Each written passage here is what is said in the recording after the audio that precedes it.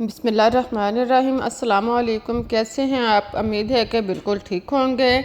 प्यारे प्यारे बहन भाइयों, आज मैं जो रेसिपी आपके लिए लेकर आई हूँ वो है मूंग दाल पुलाव। मज़ेदार और चटपटा मूंग दाल पुलाव। आप ये मूंग दाल पुलाव बनाएं और साथ तड़के वाला रहता। ये रेसिपीज़ बहुत ही मज़ेदार और टेस्टी रेसिपीज़ है। तो प्यारे प्यारे बहन भाइयों, अब हम शुरू करते हैं आज की रेसिपीज़। लेकिन इससे पहले आप मेरे चैनल को सब्सक्राइब ज़रूर कर लें, ये आप लोगों का हमारे लिए इनाम होता है।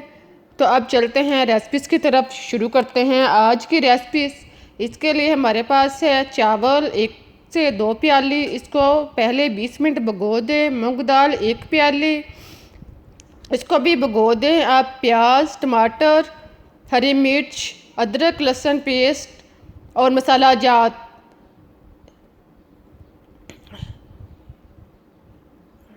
अब हम रेसिपीज जो है बनाना शुरू करते हैं। इसके लिए पहले चूल्हा ऑन करें और इस पर बर्तन रखें।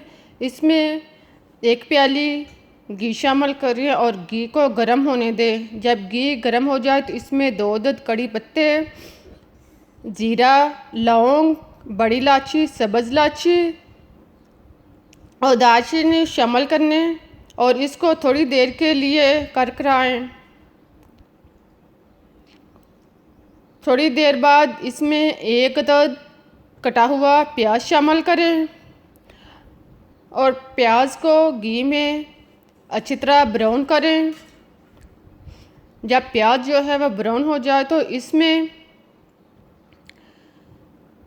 अदरक कुटा हुआ 1.5 चम्मच शामिल करें और अदरक को 1 मिनट के लिए फ्राई करें।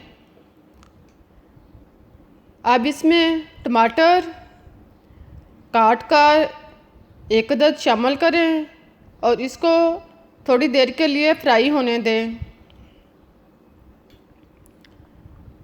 टमाटर को डालने के बाद अब इसमें 3 से 4 हरी मिर्च, इसको बारीक काट लें और फिर इसमें शामिल करें। अब इसमें आधा कप दही शामिल करें। दही डालने के बाद दही वाले बर्तन में थोड़ा सा पानी डालकर इसमें डालें और इसको अच्छी तरह मिक्स करें और इस तरह मसाला जात को अच्छी तरह जो है वो साथ गलने दें और साथ फ्राई होने दें। जितनी देर दही का पानी खुश्क होगा इतनी देर में मसाला जात जो हैं वो भी साथ इसमें गल कर नरम हो जाएंगे। जब दही का पानी खुश्क हो जाए तो इसको चम्मच के साथ जो टमाटर और मिर्च वगैरह या मसाला जात है इसको मिसल लें और इसको यकजां कर लें।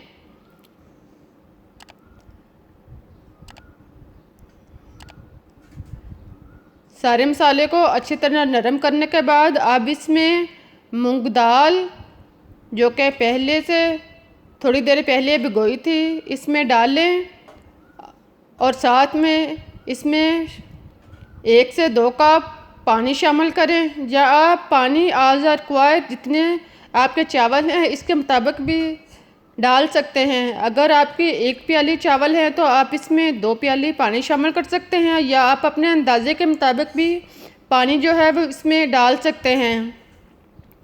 पानी डालने के बाद अब इसमें नमक 2 चम्मच या जायके के मुताबिक शामिल करें।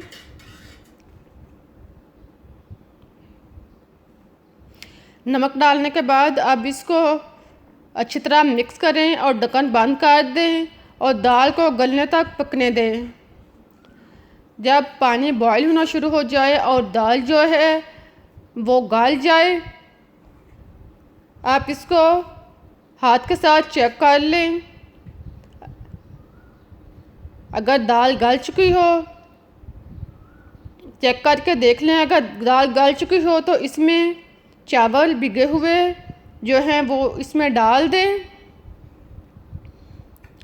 चावल डालने के बाद अब इसको चम्मच के साथ दाल में अच्छी तरह मिक्स करें। दाल और चावलों को अच्छी तरह यकजां करें और फिर ढक्कन बंद कर दें और चावलों को गलने तक और पानी खुश्क होने तक पकने दें।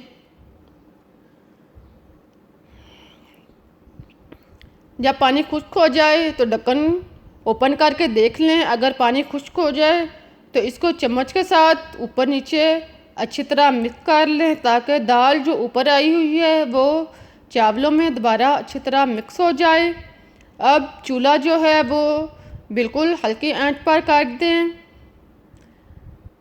चूल्हा हल्की आंच पर करने के बाद अब इसमें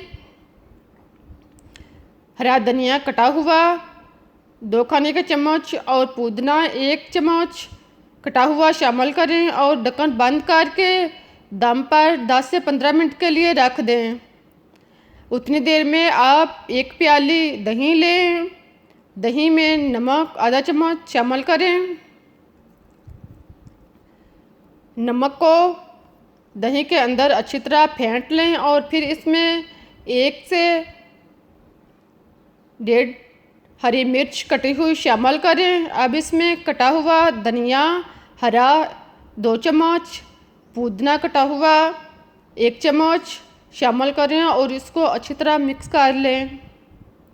इनको खूब अच्छी तरह यकजान करें और इसको एक साइड पर रख दें। अब चूल्हे पर पैन रखें और इसमें 1 चम्मच घी डालें। जब घी अच्छी तरह गर्म हो जाए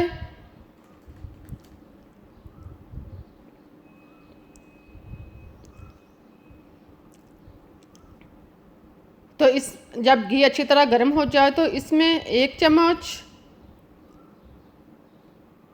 जीरा साबुत शामिल करें और साथ में आधा चम्मच जो है वो अदरक कुटा हुआ शामिल करें और इसको फ्राई करें। इसको 1 से 2 मिनट के लिए फ्राई करें। जब अदरक ब्राउन हो जाए तो इसमें सुरख मिर्च गोल जो है वो इसमें शामिल करें और इसको मज़ीद फ्राई होने दें। जब ये अच्छी तरह फ्राई हो जाए तो इसको उतार कर दही में डालें। इस तरह ये दही और तड़के वाला जो रहता है वो तैयार हो चुका है। बहुत ही मज़ेदार और लजीज रहता है और चावलों के साथ तो ये और भी ज़्यादा मज़े का होगा। अब दम ओपन करें। चावलों का दम ओपन करने के बाद अब इसको चम्मच के साथ ऊपर नीचे अच्छी तरह मिक्स कर लें। चावलों को चारों साइड से अच्छी तरह मिक्स करने के बाद अब इसको एक डिश में निकाल लें।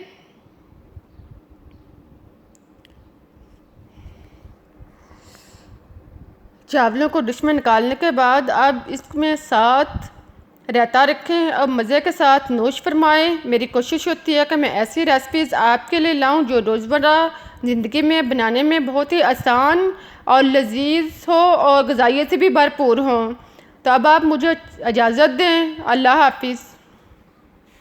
बस है और पानी दी खुद की नहीं, बस है। हाँ।